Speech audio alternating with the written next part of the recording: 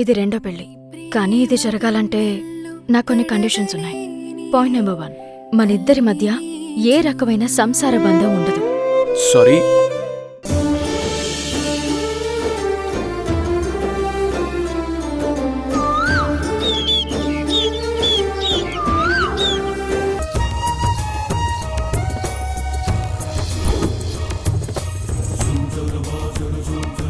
చూడు తక్షక, నాగమణి మన వశమైపోబోతుంది.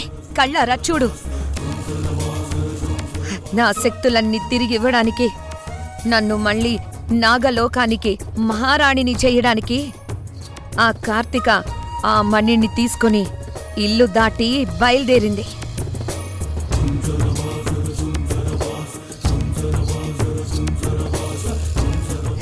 ఇక నన్ను అడ్డుకునే శక్తి ఈ భూప్రపంచంలో ఎవ్వరికీ లేదు తక్షక, ఎవ్వరికీ లేదు.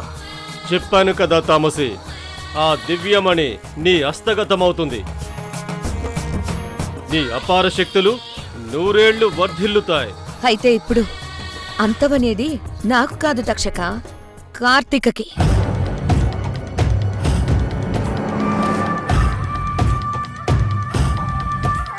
ఈ పౌర్ణమి రాత్రితో ఆ కార్తిక ఆయుష్కే శాశ్వతంగా మృత్యుముద్ర పడబోబోతుంది.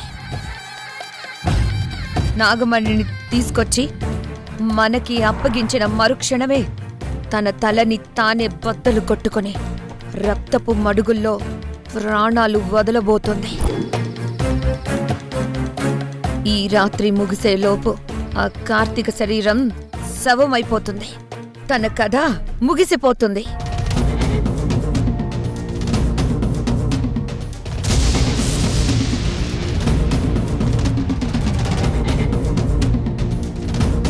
తక్షక, అదిగో మన కాల సర్ప బంధంలో చిక్కుకొని మతి కోల్పోయిన ఆ మానవ కీలుబొమ్మ వస్తోంది.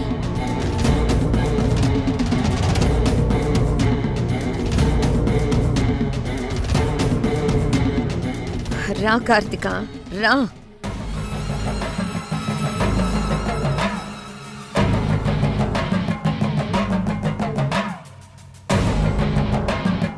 చూస్తావేంటి కార్తిక, ఆ దివ్యమణిని నీ హస్తాలతోనే మకుటంలాగా నా నెత్తిమీద పెట్టు.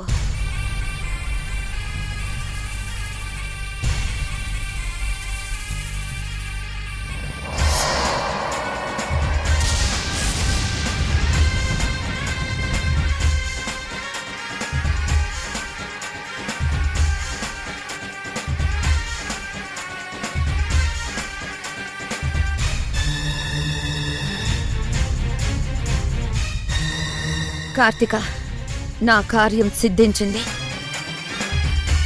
ఇక ఈ దేహంతో నీకు నూకలు చెల్లాయి. ఇప్పుడే ఈ క్షణమే ఇక్కడి నుంచి ఉత్తర దిశ వైపుకి వెళ్ళిపో.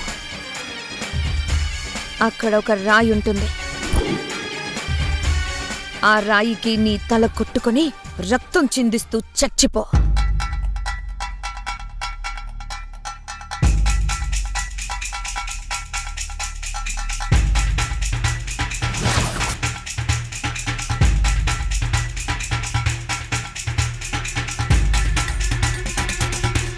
ఇక ఈ కార్తీక పని పూర్తిగా అయిపోయినట్టే తామసి. తన తలని ఆ రాయికి కొట్టుకుని చనిపోతుంది. నాగమణి మనకు దక్కింది. మన ప్రతీకారం తీరిపోయింది. మనమిద్దరం ఇప్పుడే ఈ క్షణమే సగర్వంగా మన దివ్యలోకానికి ప్రయాణమవుతున్నాం. పద తామసి, వెళ్ళిపోదాం తక్షక. కానీ ఇది మన ప్రతీకారానికి ముగింపని అనుకోకు. ఈ తామసి సృష్టించబోయే మహాప్రళయానికి ఇది కేవలం విరామం మాత్రమే.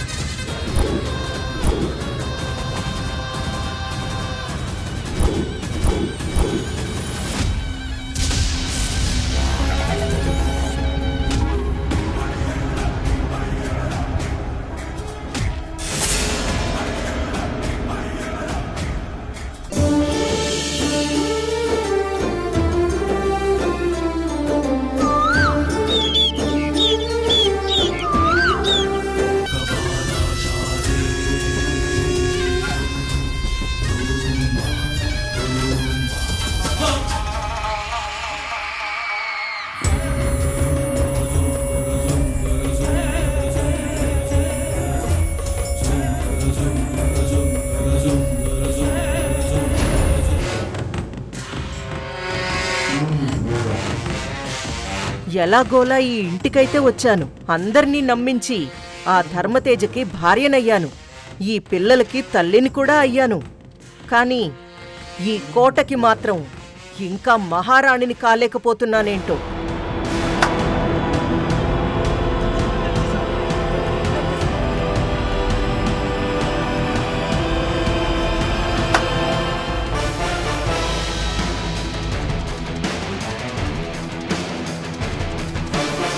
ఆ అపారమైన మహారాణి వైభవం, ఈ ఆస్తులన్నీ నా చేతికొస్తే తప్ప నేననుకున్నది సాధించలేను.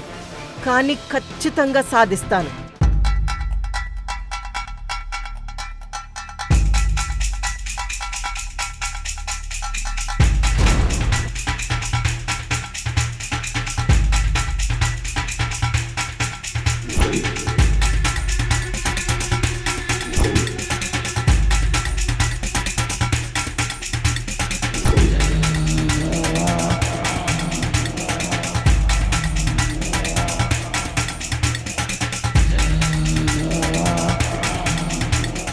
అయ్యో పావు!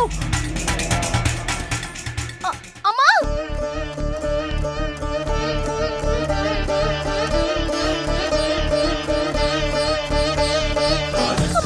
పావు పావు! ఎవరైనా రండి! పావు! తేజ!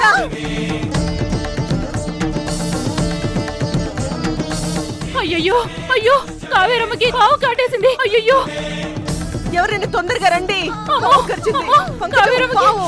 కావేరమ్మకి పావు కాటేసింది. అమ్మో ఉండండమ్మా. అయ్యయ్యో పావు! ఉండండి, ఇప్పుడే కర్ర తీసుకొస్తాను. కావేరి!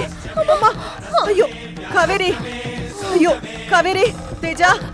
ఆ పాము ఎప్పుడో పోయిందిలే, రా ముందు. కావేరి, ముందు కావేరి సంగతి చూడు. కావేరమ్మా! కావేరమ్మా! కావేరి! అమ్మ కావేరి! అమ్మాయి గారు కళ్ళు తెరవండి. అమ్మాయి గారు! అయ్యో సమయానికి అయ్యగారు కానీ కృష్ణబాబు కానీ ఇంట్లో లేరే. ఇప్పుడు ఎలాగరా దేవుడా? అమ్మగారు అలా చూస్తున్నారేంటమ్మా? వెంటనే అంబులెన్స్ కి ఫోన్ చేయండి అమ్మా. బిడ్డ ప్రాణం పోయేలా ఉందమ్మా. త్వరగా హాస్పిటల్ తీసుకుని వెళ్దాం. ఫోన్ చేయండి అమ్మా. చేస్తా. ఫోను లోపల ఫోన్ చేయండి అమ్మా. కావేరమ్మా! అయ్యో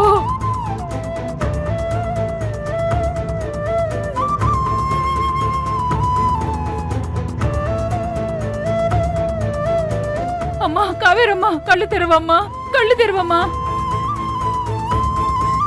ఒసే కావేరి, ఎంతసేపు నన్ను నోటితో అమ్మ అని పిలుస్తావు తప్ప గుండెల్లో మాత్రం మీ అమ్మ రాణమ్మకే మొదటి ప్రాధాన్యతనిస్తున్నావు.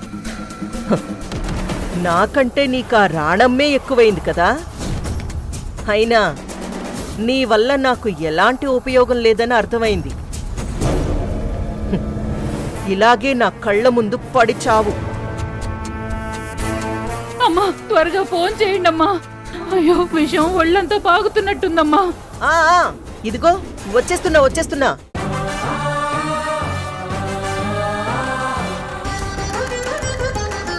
రండమ్మా.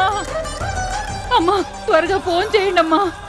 పాము విషయం ఒళ్ళంతా బాగుతున్నట్టుందమ్మా. చెమటలు కూడా పట్టేస్తున్నాయి. ఫోన్ చేయండి అమ్మా, హాస్పిటల్ తీసుకువెళ్దాం. అసలు ఫోన్ కలవట్లేదు పంకజం. అయ్యయ్యో. పైగా ఇక్కడ సిగ్నల్స్ కూడా లేవు. ట్రై చేస్తున్నానుండు. నోట్లో నుంచి నొర కూడా వచ్చేస్తుంది. ఇప్పుడు ఎలా?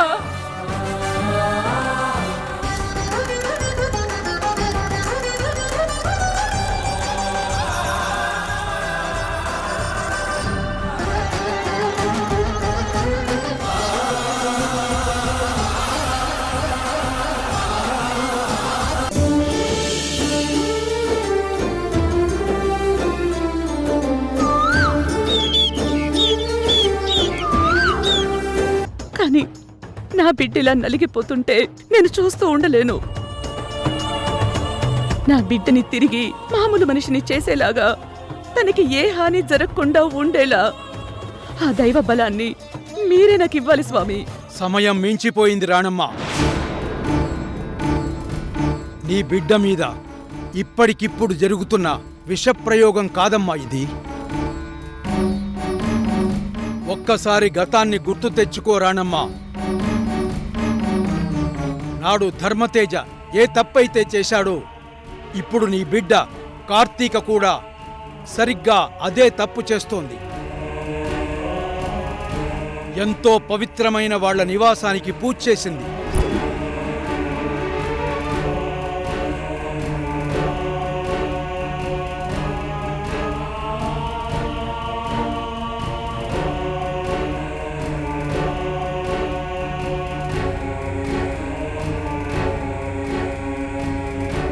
అందుకే ఇప్పటికే మీ మీద విపరీతమైన కోపంతో రగిలిపోతున్న ఆ నాగజాతి పగ ఇప్పుడు నీ బిడ్డ కార్తీకను ఒక ఆయుధంగా మలుచుకుంటున్నారు. ఇప్పటి వరకు కార్తీక మీద ఒక్కొక్కటిగా తమ శక్తులను ప్రయోగిస్తూ వచ్చారు. అంటే నేను అనుమానించినట్టు ఇదంతా ఆ తామసే చేస్తోందా స్వామి?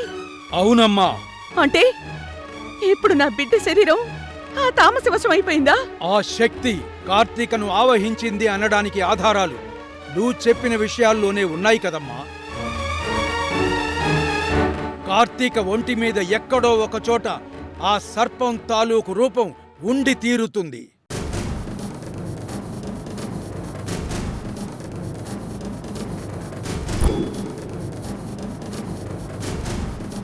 అవును స్వామి, నా బిడ్డ కాలు మీద ఒక వింత పాము టాటూ ఉంది, నేను చూశాను.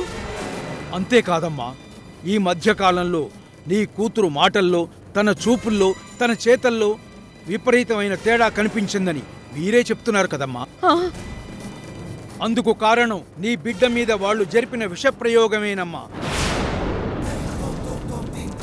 ఇంట్లోకి పాములు వచ్చాయి అని చెప్తున్నారు. ఆ ఇంట్లో గరుడ బంధనం ఉన్నప్పటికీ పాములు ఎలా వచ్చాయని అంటున్నారు. ఏ పాము బయట నుంచి రాలేదమ్మా, ఇంట్లోనే ఉన్న నీ బిడ్డ పాముగా మారిందంతే. దీనికంతటికీ కారణం కార్తీకలో ఉన్న ఆ సర్పశక్తి.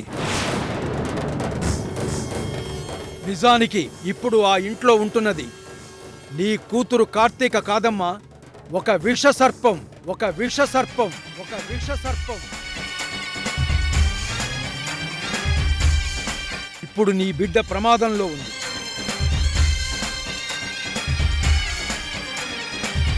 ఎంతటి దారుణమైన ప్రమాదంలో ఉందంటే సావు అంచుల్లో నిలబడి తన చేతులతో తనే తన ప్రాణాలను తీసుకునే అంత ప్రమాదంలో ఉంది. మీ అమ్మాయి చనిపోతున్నట్టు మీకొచ్చిన కల కూడా నిజం కాబోతోంది. స్వామి, రక్తం చిందించాల్సిందే. అంత మాట అనకండి స్వామి. నా బిడ్డల కళ్ళల్లో నేను కన్నీళ్లే చూడలేను. అలాంటిది నా బిడ్డ రక్తం చిందిస్తుంది అంటే చూస్తూ భరించలేను. ఎలాగైనా వాళ్ళ విషశక్తిని ఎదిరించి నా కూతురి ప్రాణాలు కాపాడుకుంటాను. నా ప్రాణాల్ని అడ్డు పెట్టైనా ఆ నాగశక్తి పడగ నీడ నుంచి నా బిడ్డని బయటకు తీసుకొస్తాను. అందుకు మీరే ఏదో ఒక దారి చూపించాలి స్వామి. దారి మాత్రమే చెప్తానమ్మా, కానీ ఆ దారిలో మీరు ఎలా వెళ్తారన్నది మీ చేతుల్లోనే ఉంది. తప్పకుండా స్వామి.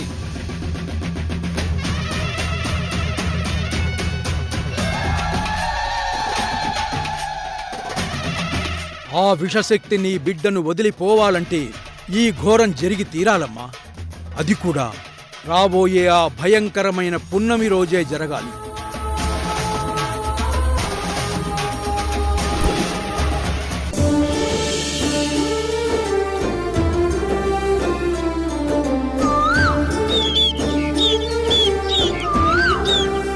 అగ్నిగుండంలోకి దిగి ఆ తాళపత్ర గ్రంథాన్ని సంపాదించి నీ కొడుకు ప్రాణాలను కాపాడింది.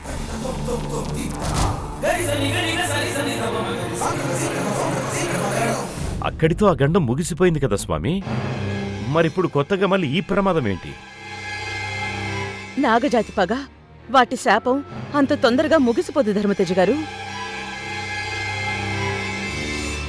కృష్ణని కాపాడిన తర్వాత ఆ పాముని నాగదేవతగా కొలుచుకుంటున్నా ఈ రాణెమ్మకు తెలియకుండా ఈ ఇంటికి పరిసరాల్లోనే ఉన్న మరో పుట్టను మీ పెద్దమ్మాయి కార్తీక మళ్లీ కూల్చివేసింది. దాంతో ఆ పగ మరింత ఉగ్రరూపం దాల్చింది. ఆ పగను అదునుగా తీసుకుని కార్తీకను కాటేయకుండా రాణమ్మ ప్రాణాలకు తెగించి గరుడ రేఖలు ఉన్న తన చేతులతో ఆ నాగమణిని తీసుకొచ్చి గరుడ యంత్రాన్ని ఈ ఇంటి చుట్టూ బంధనంగా వేసింది. అందువల్లే ఆ నాగశక్తి ఏ పాము రూపంలోనూ ఈ ఇంటి గడప దాటి లోపలికి రాలేకపోయింది. మీ మాటలన్నీ నిజమైతే మరి మొన్న కావేరిని కాటేసిన ఆ పాము బయట నుంచి కాకుండా ఎక్కడి నుంచి వచ్చింది? కావేరిని కాటేసింది బయట నుంచి వచ్చిన పాము కాదు ధర్మతేజ్ గారు. మరి ఆల్రెడీ ఈ ఇంట్లోనే ఉంటున్న పాము, ఈ ఇంట్లోనే ఉంటున్న పాము, ఈ ఇంట్లోనే ఉంటున్న పాము. పామా? ఎక్కడా? ఎక్కడుంది? అయ్యయ్యో తేజ, పావులంటే నాకు భయం. పావులున్న ఇంట్లో అస్సలు నేనుండలేను. చిత్రావతి, పాము ఇంట్లో ఎక్కడుంది? ఆ రోజు స్నేక్ క్యాచర్స్ కూడా వచ్చారు, ఇల్లంతా వెతికారు, దొరకలేదని వెళ్ళిపోయారు కదా.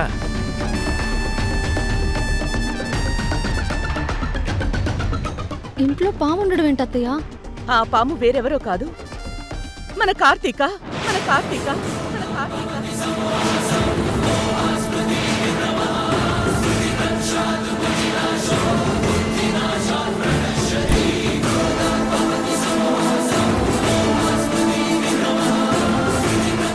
కార్తీకనా? అవును ధర్మతేజ్ గారు, కార్తీకనే ఆ పాము.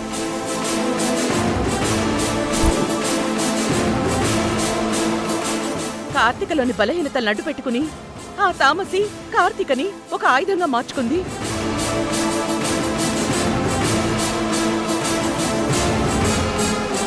కార్తీకకి ఒక వింతైన మత్తు రూపంలో విషాన్నెక్కించి కార్తీకని పూర్తిగా ఒక నాగసర్పంగా మార్చేసింది.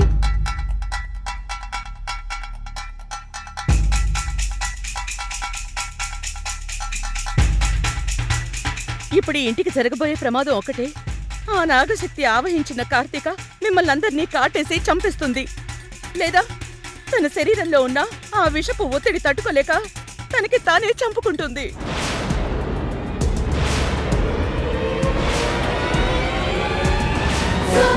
అయ్యయ్యో, అంత మాట అనుకు రానమ్మా. మన కార్తీక చనిపోవడం ఏంటి?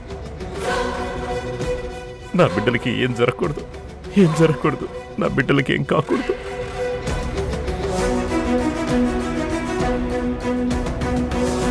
ఎప్పుడో తెలియక చేసిన తప్పులకి ఇప్పటికీ ఆ నాగజాతి ఈ కుటుంబం మీద ఇంతగా పగబట్టాలా?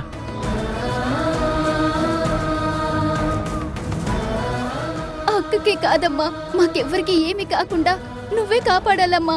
కావేరి, ఇప్పుడు దీనికి పరిష్కారం ఏంటి స్వామి? ఆ పరిష్కారం కోసమే రాణమ్మ నన్ను ఇక్కడికి తీసుకొచ్చింది.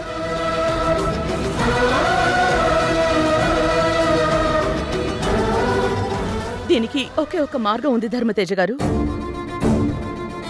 ఆ తామసి రూపంలో ఉన్న కార్తీకలోని పగని చల్లార్చాలి.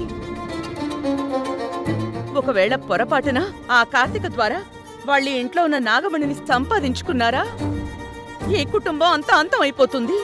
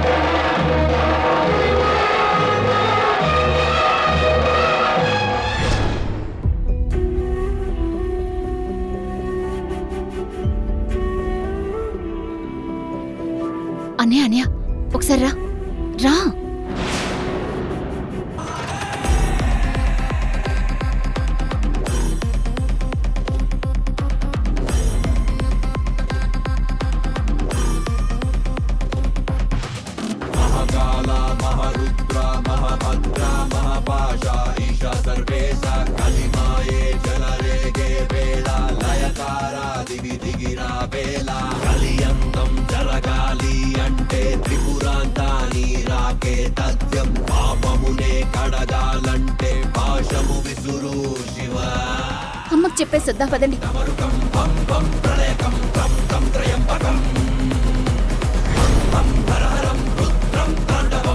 అమ్మా అమ్మా అక్క పాముగా మారిపోయిందమ్మా. నాలుక బయటికి చాచి పాములా డాన్స్ చేస్తుంది. కళ్ళు కూడా వింతగా మారిపోయాయి. చూడగానే భయమేసిందమ్మా. త్వరగా రా అమ్మా. పదమ్మా. రా.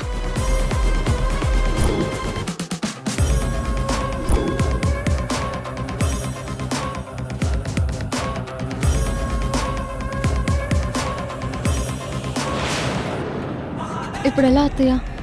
ఇవే పూనకాలు వచ్చి కార్తిక ఎవరినైనా కాటేసి ప్రాణాలు తీస్తుందేమో. త్వరగా వెళ్ళి చిత్రావతి గారిని రమ్మని చెప్పండి. స్వామివారు పూజ మొదలు పెడతారు. హా.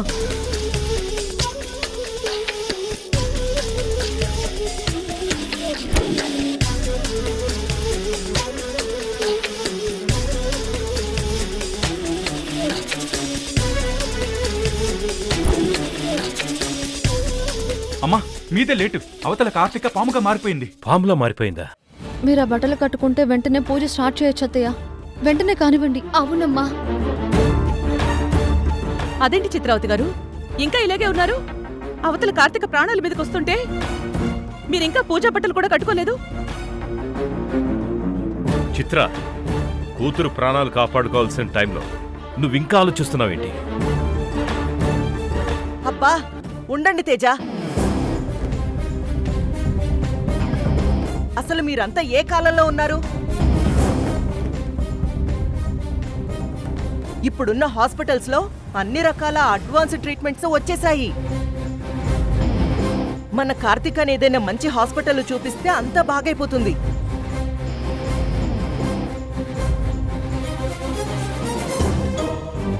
అది వదిలేసి ఇంకా నెత్తి మీద కొబ్బరికాయలు కొట్టడాలు, పావులకి పాలు పోయడాలు ఏమిటిదంతా? ఏంటి మూఢనమ్మకాలు అంట? తెలుసో తెలియకో ఈ ఇంటికి మీ బిడ్డలకి తల్లిగా వచ్చాను. తల్లిగానే మారిపోయాను. గడిచిన కాలంలో వీళ్ళని నా కన్న బిడ్డల కంటే ఎక్కువగానే చూసుకున్నాను.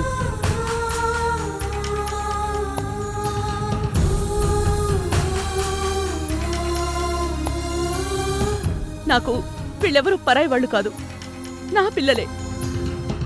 నా బిడ్డ కార్తీక ప్రాణాలు కాపాడడం కోసం పూజలో నేను కూర్చుంటాను.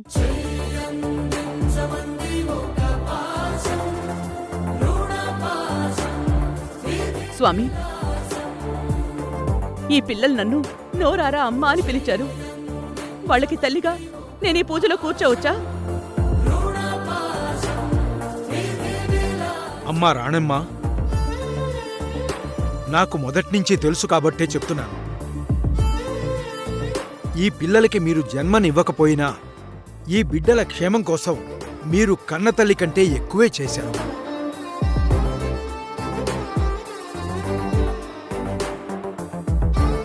సృష్టిలో జన్మనిచ్చిన కన్నతల్లికి మాత్రమే సంకల్ప బలం ఉంటుంది అంటారు.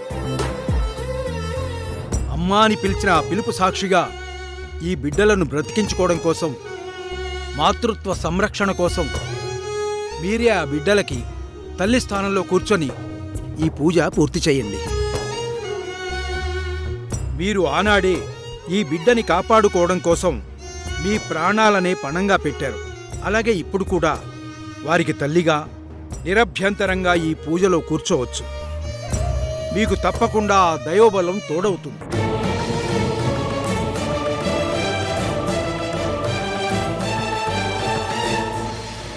మృత్యుంజయేశ్వరిని రూపుమాపేదెవడు, కాల రూపిణి దారి కట్టుపడువాడెవడు,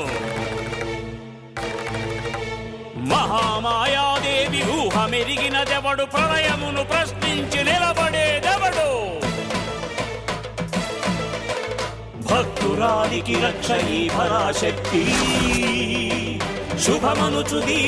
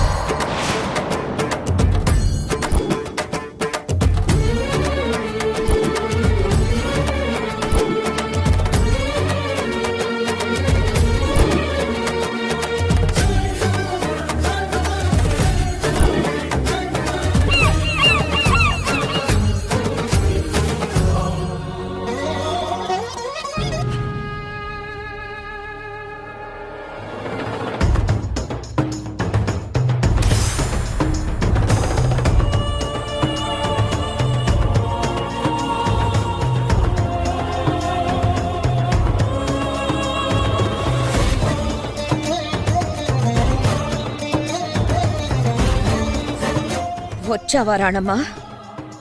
నీ వల్లే, కేవలం నీ చేతుల్లో ఉన్న గరుడ శక్తి వల్లే ఈ ధర్మతేజ కుటుంబం ఇన్ని రోజులుగా నా బారి నుండి తప్పించుకొని బ్రతకగలిగింది. ఈ కుటుంబం ఇంకా సజీవంగా ఉందంటే దానికి కారణం నువ్వే. మళ్ళీ ఇప్పుడు ఏం చెయ్యాలని వచ్చావు ఇక్కడికి? అమ్మ నాగమ్మ తల్లి, శాంతించు. నా చేతిలో గరుడ రేఖ ఉందనో, నేనేదో నిన్ను అంతం చేయాలనో ఇక్కడికి రాలేదు. ఆ బిడ్డలకి తల్లిగా నీకు చేతులెత్తి వేడుకుంటున్నాను. నా బిడ్డ కార్తీక ఎంతో అమాయకురాలు. తనలో ఉన్న నీ విషయాన్ని వెనక్కి తీసుకుని నీ పగనింతటితో వదిలేసి మా కార్తీకని మామూలు మనిషిగా అప్పగించి వెళ్ళిపోతల్లి. అందుకు పరిహారంగా నువ్వు ఏం చెప్పినా చేస్తాను. కావాలంటే ఈ క్షణమే అందరూ ఈ ఇల్లు వదిలి వెళ్ళిపోమన్నా వెళ్ళిపోతావు. నా బిడ్డ ప్రాణాల్ని నాకు ఇచ్చేయి తల్లి. పరిహారమా? ఇల్లు వదిలి వెళ్ళిపోతారా? అది కుదరదు, ఎప్పటికీ కుదరదు. నీ ముందు నిలబడింది నీ కూతురు కార్తిక్ అనుకున్నావా? కాదు, తామసి.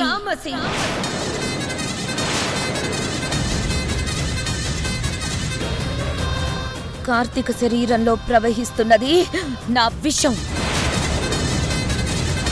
తనలో ఉన్నది నా పగ, నా కసి. వదలనా, ఏ ఒక్కరిని వదలను.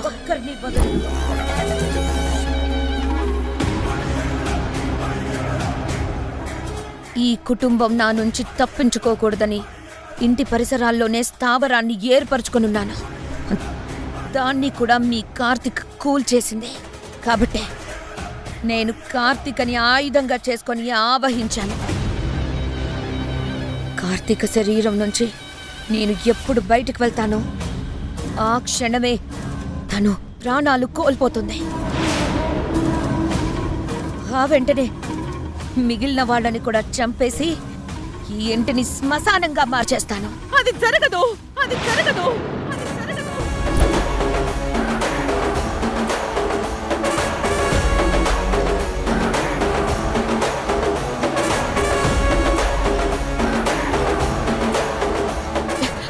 నా దారి కొట్టొస్తావా? నువ్వు రాక్షస జాతికి చెందిన దానివి. నీలోనూ దైవత్వం ఉంటుంది కదా. ఇలా క్రూరంగా ఒక కుటుంబాన్ని చంపడం ఎంతవరకు న్యాయం? నీకు ఆ దేవుడంటే భయం లేదా? దేవుడా? నాకా నువ్వు నీతులు చెప్పేదే? ఈ సృష్టిలో విషాన్ని పట్టించింది ఆ దేవుడే. నీతి నిజాయితీలని ఈ లోకానికి ఇచ్చింది కూడా ఆ దేవుడే. కానీ నువ్వు ఆ పరిధుల్ని దాటి ప్రవర్తిస్తున్నావు. ఇది నీ వినాశనానికే దారి తీస్తుంది. ఈ ఇంటిని, ఈ కుటుంబాన్ని సమూలంగా కాల్చడానికి వచ్చిన రాక్షసిని. నన్ను ఆపాలని చూస్తే ముందు చంపబోయేది నిన్నే.